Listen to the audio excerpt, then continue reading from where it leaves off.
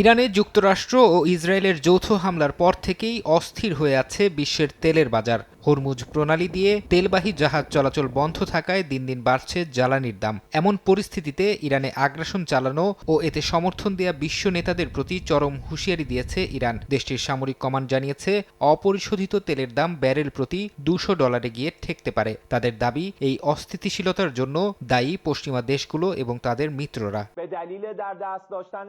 হুঁশিয়ারির পাশাপাশি সরাসরি তেল সরবরাহ বন্ধের চরম পদক্ষেপ নিয়েছে ইরান। তেহরানের সামরিক মুখপাত্র ইব্রাহিম জোলফাকারি ঘোষণা করেছেন, যুক্তরাষ্ট্র ও ইসরায়েলে 1 লিটার তেলও যেতে দেয়া হবে না। এমনকি তাদের মিত্র দেশগুলোর কোনো জাহাজ বা ট্যাঙ্কার এই পথে চলাচল করলে সেটিকে সরাসরি বৈধ সামরিক লক্ষ্যবস্তু হিসেবে গণ্য করে হামলা চালানো হবে। এর আগে জ্বালানি সরবরাহ সচল রাখতে ও তেলের আকাশচুম্বী দাম নিয়ন্ত্রণে ঐতিহাসিক পদক্ষেপ নেয় আন্তর্জাতিক জ্বালানি সংস্থা আইইএ। সংস্থাটির 32টি সদস্য দেশ একমত হয়ে তাদের জরুরি মজুদ থেকে রেকর্ড 40 কোটি ব্যারেল তেল বাজারে ছাড়ার সিদ্ধান্তের কথা জানায়। আইইএর ইতিহাসে এটি এখন পর্যন্ত সবচেয়ে বড় অঙ্কের জরুরি হস্তক্ষেপ।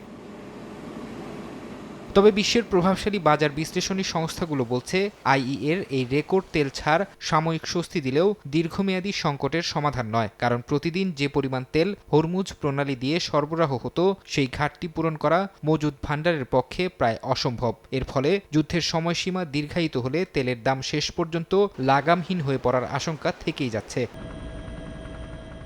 বিশ্বের জ্বালানি ধমনী হিসেবে পরিচিত হরমুজ প্রণালী দিয়ে জাহাজ চলাচল এখন পুরোপুরি বন্ধ। বৈশ্বিক তেল সরবরাহের প্রায় 20% এই জলপথ দিয়ে সম্পন্ন হয়, যা বর্তমানে যুদ্ধের কারণে থমকে গেছে। বিশেষজ্ঞরা বলছেন, 1970 সালের ঐতিহাসিক তেল সংকটের পর জ্বালানি সরবরাহে এটি এখন পর্যন্ত সবচেয়ে বড় বিপর্যয় হিসেবে দেখা দিচ্ছে।